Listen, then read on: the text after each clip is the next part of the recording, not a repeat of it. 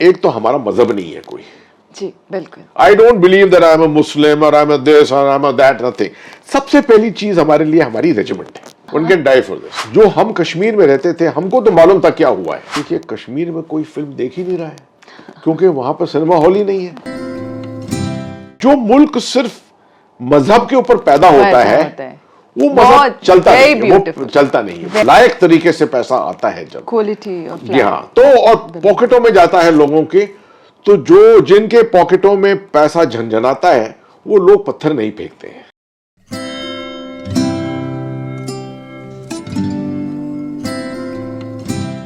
Hello नमस्ते, आप सभी का स्वागत है मेरे channel soul to soul with Sunaina में। Today we have with us one of India's most decorated generals, Mr. Syed Ata Hasnan, who's also the son of Major General Syed Mahdi Hasnan. His long innings in Kashmir at almost every rank and his experience of serving in conflict zones has made him incomparable. He's a graduate of St. Stephen and King's College of London.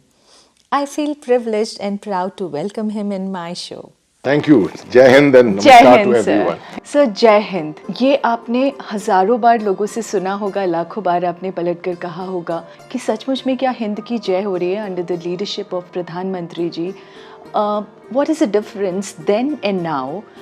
जैसे war में आप ही की एक talk से मैंने सुना था कि there are dimension of a war, social, political, diplomatic. So India का स्ट्रेचर, क्या आप उस पर ये आपका बड़ा दिलचस्प सवाल है। पहला कश्मीर है जी। कश्मीर में हम बहुत सालों से हथियार के साथ लड़ते गए, हमने कोशिशें भी की आउटरीच करने के लिए। आपने मुझे खुद ही कहा कि मैं पीपल्स जनरल हूं और मैंने पीपल के साथ, लोगों के साथ, आवाम के साथ बहुत मिलजुल करने की कोशिश की थी।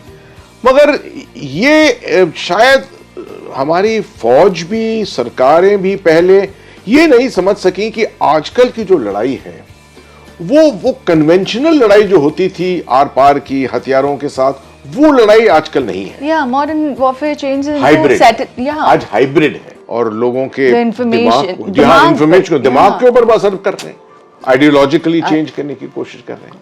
फाइनेंस बहुत चल रहा है, इसके वो फाइनेंशियल सर्किट्स हैं बहुत से, मीडिया की लड़ाई भी चल रही है साथ। तो ये एक अजीब किस्म की लड़ाई है।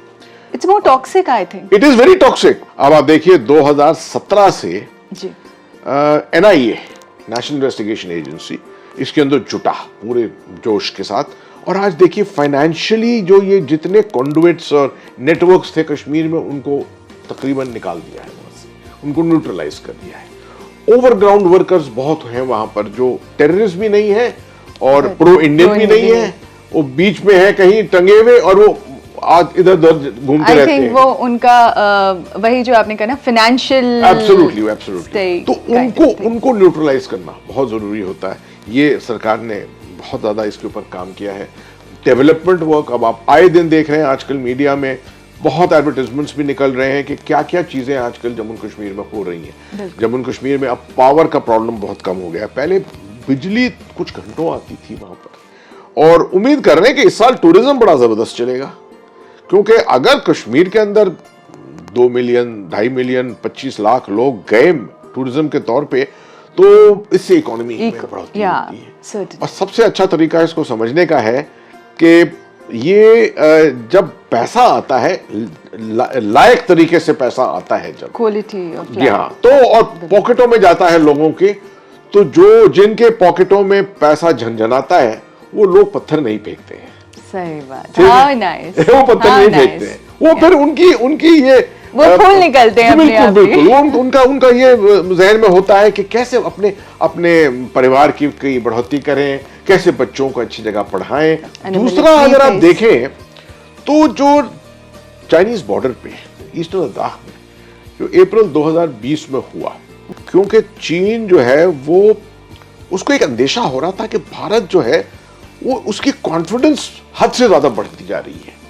और पिछले 7-8 साल से अगर आप देखें तो 2015 में माननीय प्रधानमंत्री जी ने हर कोशिश की पाकिस्तान के साथ पहले हाथ बढ़ाने की। जी। उफा में, बैंकॉक में उन्होंने भेजा डोवल साहब को, सुषमा स्वराज जी को भेजा इस्लामाबाद, ये हार्ट ऑफ एशिया कॉन्फ्रेंस के लिए, और एक दिन वो खुद पहुंच गए थे। 25 दिसंबर 2015 को खुद पहुंच गए वहां पर। हालांकि 7 दिन के अंदर जवाब मिल गया हमको कि पठानकोट के ऊपर हमला हो गया। तो ये एक पहला वाकया था कि हमारी इनहांसिंग इंक्रीजिंग कॉन्फिडेंस थी। अब इसके बाद अगर आप देखें तो उड़ी हुआ, उड़ी के बाद सर्जिकल स्ट्राइक्स हुई, ये खत्म हुआ तो ऑपरेशन ऑल आउट शुरू हो गया, जिसमें ज्यादातर टेररिस्ट 2018 में 17-18 में हमने न्यूट्रलाइज किए, और फिर 2019 में पुलवामा हुआ। पुलवामा का जवाब हमने बालाकोट से दिया, और बालाकोट के बाद 5 अगस्त को हमने 5 अगस्त 2019 को आर्टिकल 370 पे डिसीजन ले लिया। अब आप देखिए कि 5-6 साल में कितना कुछ हुआ। बिल्कुल बिल्कुल। तो ऑटोमेटिकली एक मैसेज मिल गया दुनिया को, एक संदेश मिल गया कि देखिए ये भारत नहीं रहा पुराना, ये अब कॉन्फिडेंट हो गया है, स्ट्रेटेजिकली कॉन्फिडेंट हो गया। भारत तो ऑलवेज कॉन्फिडेंट था, मगर स्ट्रेटेजिकली कॉन्फिडेंट हो गया है, अपने डिसीजन ले पाता है खुद पे खुद। चीन ने ये सब जब देखा तो उन्होंने कहा कि अगर भारत को हमने कॉशन नहीं किया तो ये भारत की ताकत जो है बेहद बढ़ती जाएगी। सबसे बड़ी बात तो यह है कि सरकार ने 2 महीने के अंदर हमारे 50,000 ट्रूप्स, जिसको कहते हैं मिरर लाइक, बिल्कुल एक आईने के तौर पे हमने 50,000 ट्रूप्स हमने भी रख दिए सामने। और अगर लद्दाख को आप देखें तो लद्दाख की बहुत चुनौतियां हैं। चढ़ाई है 15,000, 17,000, 18,000 फीट है, और 2 सर्दियों के मौसम में भारत की आर्मी अब इस 50,000 की नफरी के साथ वहां रही है। I think that's a great achievement. Yeah. After Kashmir file, people are talking about Kashmiri Pandit and all, but you are the one who talk about and even step ahead for Sharda pilgrimage. So I'm glad that you know that. I know, I'm glad that you know it. I'm a part of the Save Sharda committee. I'm a member of the Save Sharda committee. Simple चीज ये है कि मैंने सोचा कि देखिए पंडितों को इमीडिएटली, शायद सिक्योरिटी सिचुएशन ऐसी है जैसे पंडितों को वापस इमीडिएटली लाने के लिए सिचुएशन वैसी नहीं है, और उनको लाकर और कैंपों में रखना तो कोई फायदा नहीं है इसका। It was their land, और I think कैंप में रहकर तो फिर वो I thought of one more thing which I encouraged them to do. मैंने कहा देखिए आपका बहुत स्ट्रॉन्ग कल्चर है, आपकी संस्कृति बड़ी है स्ट्रॉन्ग, और लोग नहीं जानते कश्मीर में सब समझते हैं कि एक अमरनाथ यात्रा होती है, लोगों को मालूम नहीं कि यहाँ पर हजारों यात्रा होती है कश्मीर। सच बात है। ठीक है, कोंग वतन की यात्रा होती है, गंगाबल की यात्रा होती है, शारदा देवी की यात्रा होती है। एक और भी है कश्मीरी पंडित, एक अमरनाथ जी हो गया, शारदा पीठ हो गया, और एक और है, एक बुढ़ा अमरनाथ है दूसरा वाला जो है, और भी है, यहाँ बहुत सी हैं इस तरह की। तो खीर भवानी है, खीर भवानी भी वहीं पर है। तो मैंने कहा आप इतना करिए कि धीरे धीरे हर साल अपने अपने वक्त पे जाकर और ये पूजा करिए, वहां पर यात्रा करिए वहां पर। उससे क्या होगा, ये कल्चर आपका बना रहेगा, और इसकी सपोर्ट अगर आपको और कोई नहीं करता तो I will request the army, they will support you. These are important things जो कश्मीर फाइल्स के अंदर नहीं आया है। एग्जैक्टली मैं आप लोगों को यही कहना चाहूँगी कि ज़रूरी नहीं होता कि हम किसी बात को हाइप करें। ऐसा बहुत सारा काम होता है जो सोसाइटी में लोग कर रहे होते हैं, उनको शायद this is the right time and this the platform, and I am requesting to everyone कि आप इन सब के बारे में जानें और पढ़ें। इस फिल्म में एक बात मैं इस फिल्म के बारे में बहुत अच्छी थी जी। देखिए बहुत सालों से जो हम कश्मीर में रहते थे हमको तो मालूम था क्या हुआ है जी जी, मगर क्योंकि ये कश्मीर का मसला जो है इतना ज्यादा इंटेंस हो गया कि ये बातें भूल गए लोग। इसको इसके बारे में अगर आप इस जनरेशन में पूछिए, अगली नस्ल में पूछिए, उसके बाद पूछिए, 12, 15, 20 साल के बाद किसी को मालूम ही नहीं होगा कि ये हुआ भी था कभी। जी जी, ट्रू। तो it's a good thing that it has been revealed. मगर मैंने विवेक अग्निहोत्री साहब को, उनके साथ मैंने हमारा एक पैनल डिस्कशन भी हुआ था। मैंने उनको रिकमेंड किया, 2 चीजें रिकमेंड की, and that may be of interest to our viewers.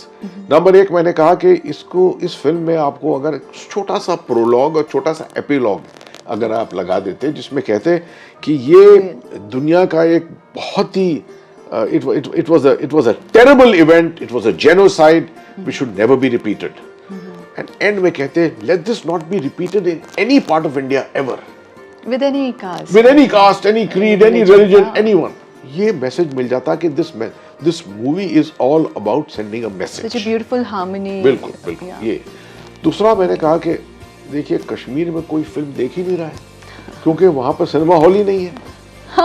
तो कैसे कोई आप जिसको दिखाना चाहिए उनको तो दिखाई नहीं रहे। सर इन्वेस्टर समिट हुई थी वहां पर पीवीआर और इन सब अभी ग्रुप्स आए थे तो I think yes of course Kashmiri लोगों को भी जल्दी मिलेगा। Must be shown the film through choice. ये थोड़ी कोई फोर्स थोड़ी कर रहा है। आप देखिए, आप देखिए ओटीटी पे लगा दी। So now let's talk about you. Your father was, I mean, you born and brought up in a military atmosphere. He was Major General in Garhwal Regiment, and if I'm not wrong, you are wearing a tie with this. Yes. This is the emblem of, and not only this, you have a beautiful house, and even at your gate, and so many other places. So please share some of your childhood memories and your learning of teenage from your father and please देखिए tell something. फौज में एक बहुत पुरानी कहावत है, हमारा एक ट्रेडिशन होता है कॉल्ड पासिंग इट ऑन। मतलब Passing किसी भी फैमिली के अंदर अगर जो मिलिट्री फैमिली है तो एक बेटा जो है वो फौज में जरूर जाता होना है। चाहिए। तो मैं वो बेटा बना। हालांकि पढ़ाई के तौर पे मैं बुरा नहीं था पढ़ाई में। शेरवुड कॉलेज नैनीताल में पढ़ा, सेंट स्टीफेंस कॉलेज दिल्ली में सेंट पढ़ा। स्टीफन में सर यहाँ पर एडमिशन सब- नहीं होता। मगर वो ख्वाहिश वही थी कि मैं भी एक सिपाही बनूं and to be like my father, to be like my troops.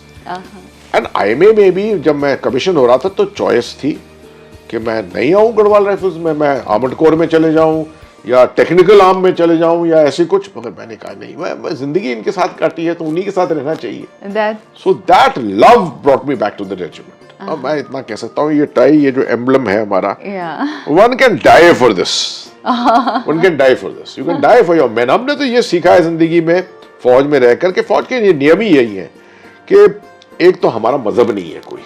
जी बिल्कुल। I don't believe that I am a Muslim और आई एम अ दिस और I am a that, nothing. सबसे पहली चीज हमारे लिए हमारी रेजिमेंट है, हमारा सिपाही है।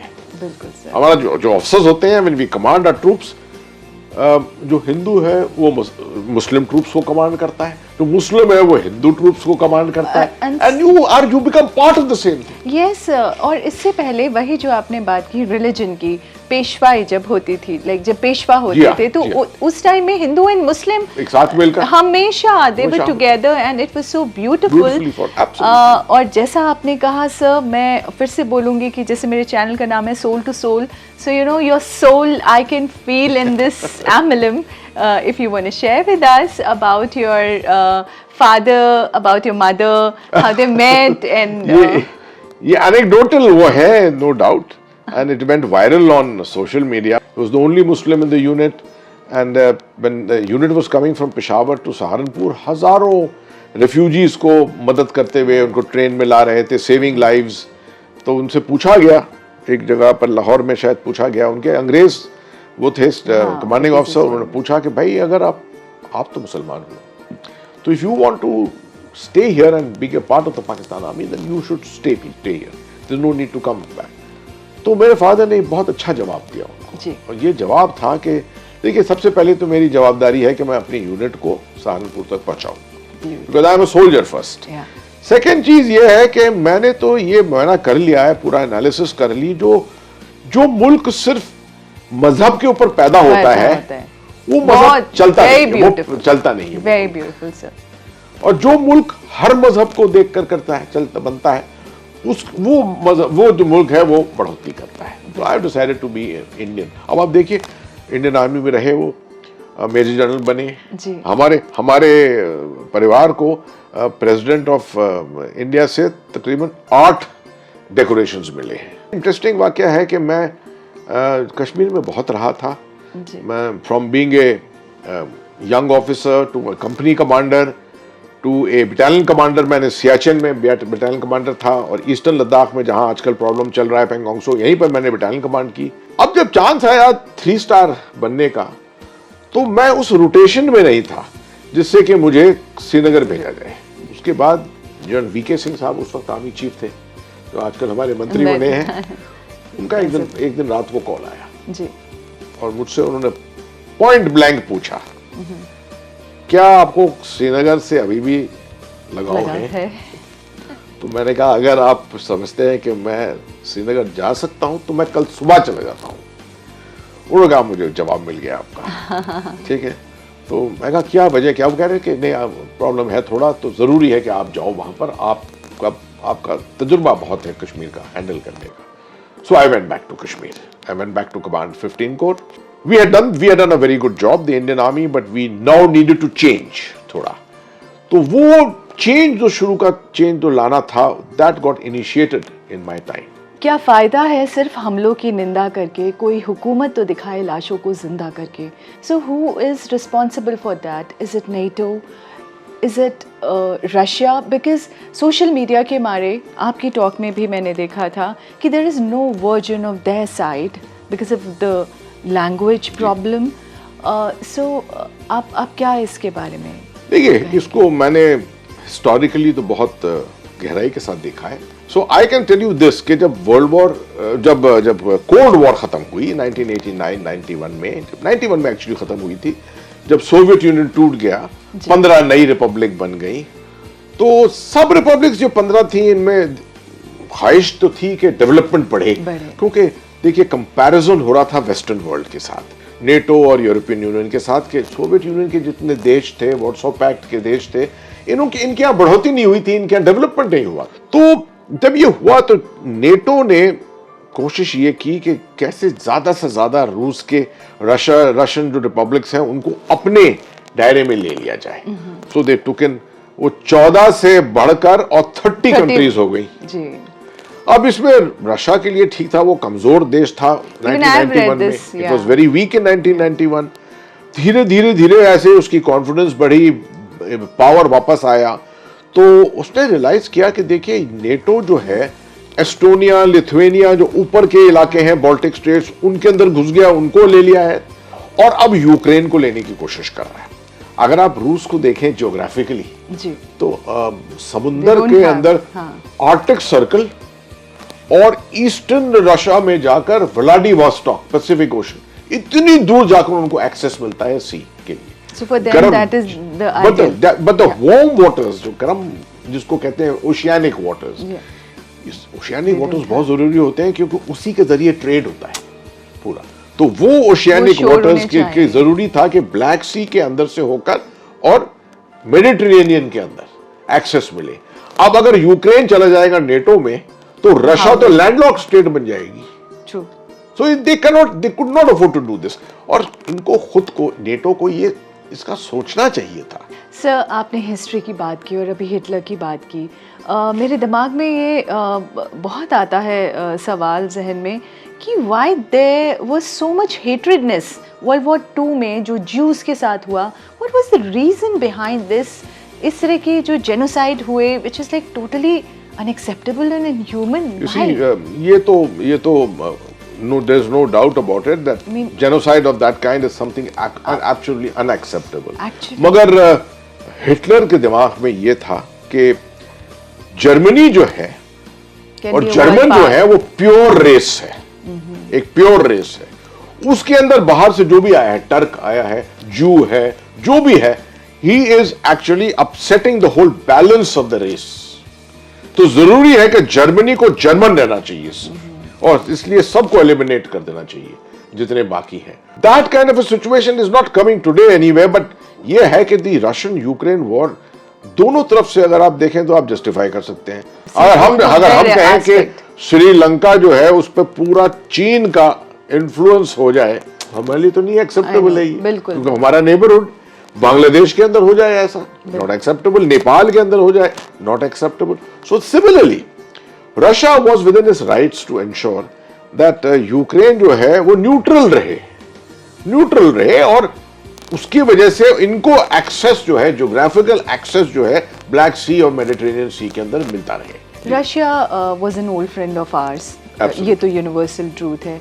एंड मुझे लगता है कि आपने अभी बताया 2020 का 21 का हमारे जो लोकलाम है अरुणाचल प्रदेश, वही जो ड्रैगन साइड से हमारे बॉर्डर्स हैं, बहुत सारा वहाँ पर एजिटेशन रहा। But from last 2.5 month I think Russia intervened behind the scene, and because of that, the things are comparatively calm. So, do you think कि ये Indo-China relationship पर भी, well, this war is working in some other manner? आपका सवाल बड़ा दिलचस्प है कि क्या ये स्थिति जिसमें भारत जो है वो बीच में फंसा हुआ है, अमेरिका के साथ वो एक स्ट्रेटेजिक पार्टनरशिप को देख रहा है और क्वाड का हिस्सा बन रहा है, और इधर वो रूस के साथ है, तो क्या ये रशिया इंडिया चाइना इक्वेशन अलग से बन जाएगा and will it be helpful to India?